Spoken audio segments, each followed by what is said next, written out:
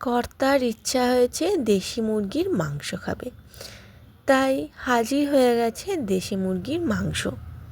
এদিক ওদিক থেকে শুনলাম মাংসটা নাকি খাসির মাংসের মতন কুকার ব্যবহার করতে হবে, আর আমি মোটেও রাজি না কুকার ব্যবহার করার জন্য। কুকার ছাড়াই কিন্তু আমি দুর্দান্ত মুরগির মাংসটা রান্না করেছিলাম, আর সেরকম সফট হয়েছিল। তাহলে চলো পুরো ভিডিওটা দেখতে থাকো আমি কিভাবে বানিয়েছিলাম আজকের এই দেশি চিকেনটা। প্রথমত চিকেনটাকে তো বেশ ভালো করে ধুয়ে নিতে হবে। তারপর আমরা প্রথম ম্যারিনেট করে রাখবো চিকেনটাকে। লবণ, হলুদ ও সর্ষের তেল দিয়ে চিকেনটাকে আধ ঘন্টা থেকে 1 ঘন্টা, তোমার যতক্ষণ সময় থাকবে হাতে, এইভাবে ম্যারিনেট করে এটাকে ঢাকা দিয়ে ছেড়ে দেবে। ওইদিকে বাকি কাজগুলো ততক্ষণ রেডি করে নেবে। এখানে নিয়েছি বেশ 10-12 কোয়া মতন রসুন। এই রসুনটাকে আমি একটু লবণ দিয়ে থেতো করে রাখবো। মশলার সময় ব্যবহার করব না, এইটা অন্য সময় দেব। লবণ দিয়ে রসুনটাকে একদম মিহি করে বেটে নেব। সত্যি বলতে কুকার ছাড়া যে দেশি মুরগির মাংসটা এত টেস্টি হবে আমিও কিন্তু ভাবতে পারিনি। কড়াই বসিয়ে নিয়েছি, কড়াইয়ের মধ্যে দিয়ে দিলাম সর্ষের তেল। চিকেনটা আমার অনেকটা বেশি আছে, তাই তেলের পরিমাণটাও বেশি নিয়েছি। তেল থেকে যখন ধোঁয়া ওঠা গরম হয়ে আসবে তখন দিয়ে দিয়েছি 1 চামচের মতন গোটা জিরে, 2টো তেজপাতা আর শুকনো লঙ্কা। আমি কিন্তু গোটা গরম মশলা ফোড়ন দিচ্ছি না, তোমরা যদি দিতে চাও সেক্ষেত্রে দিতেই পারো। আচ্ছা, ফোড়ন থেকে মিষ্টি একটা গন্ধ বেরিয়ে গেছে। এরপর দিয়ে দিচ্ছি বেশ খানিকটা পরিমাণ কেটে রাখা পেঁয়াজ। পেঁয়াজটাকে একদম ঝিরিঝিরি করে কেটেছি, আর খুব বেশি কিন্তু পেঁয়াজটাকে ভাজবো না। দেখো এইরকম একটু ওলট পালট করে নেওয়ার পরে এখানে দিয়ে দিচ্ছি 2-3টে চিড়ে রাখা কাঁচা লঙ্কা। আমি এখানে যেহেতু শুকনো লঙ্কার গুঁড়ো ব্যবহার করব না, তাই আমি এখানে দুভাবে কাঁচা লঙ্কাটা ব্যবহার করব। এইভাবে তেলের মধ্যে কাঁচা লঙ্কাটা দিলে কিন্তু বেশ একটা সুন্দর স্মেল বেরোবে। পেঁয়াজটাকে হালকা একটু ভেজে নেওয়ার পর যে ম্যারিনেট করে রাখা চিকেনটা সেটা দিয়ে দিলাম। না, এখন আর কোনো কিচ্ছু দেব না।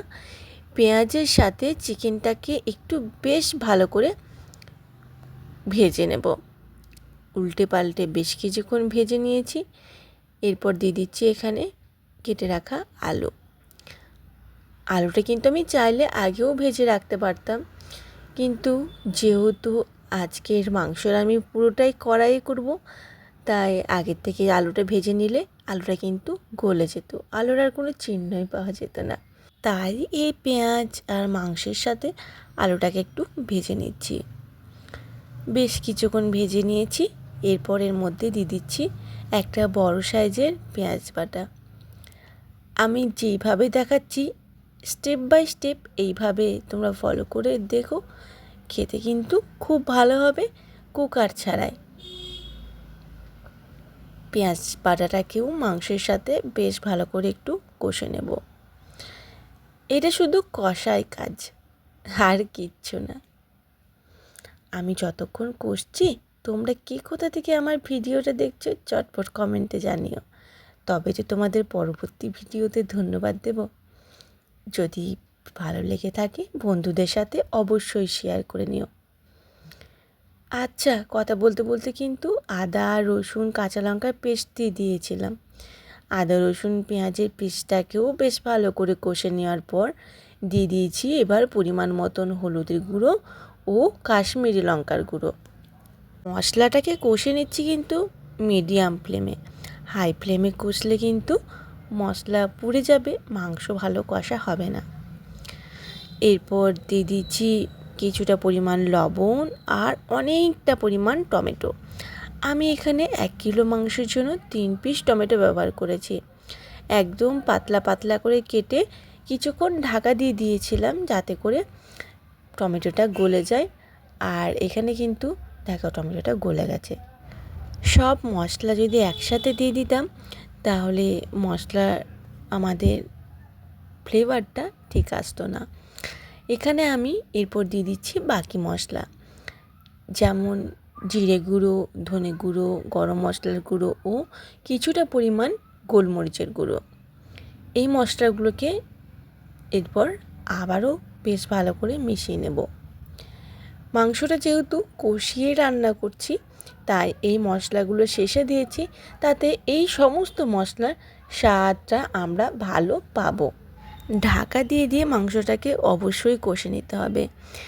একদম লো ফ্লেমে রেখে ঢাকা দিয়ে মাংসটাকে এমনভাবে কষে নিতে হবে যেন মাংস থেকে তেল বেরিয়ে আসে।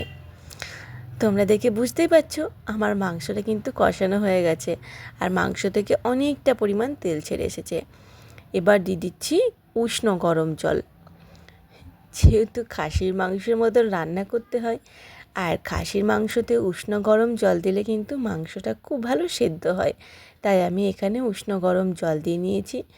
আর স্বাদ মতো লবণ তো আগেই দিয়ে দিয়েছি, তাই ঢাকা দিয়ে মাংসটাকে বেশ কিছুক্ষণ সুসেদ্ধ করে নিয়েছি।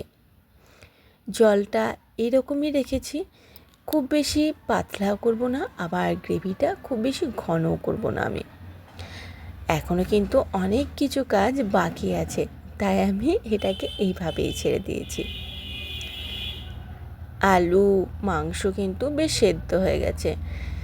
উপর থেকে এই যে তেজপাতাগুলো এবার ফেলে দিলাম।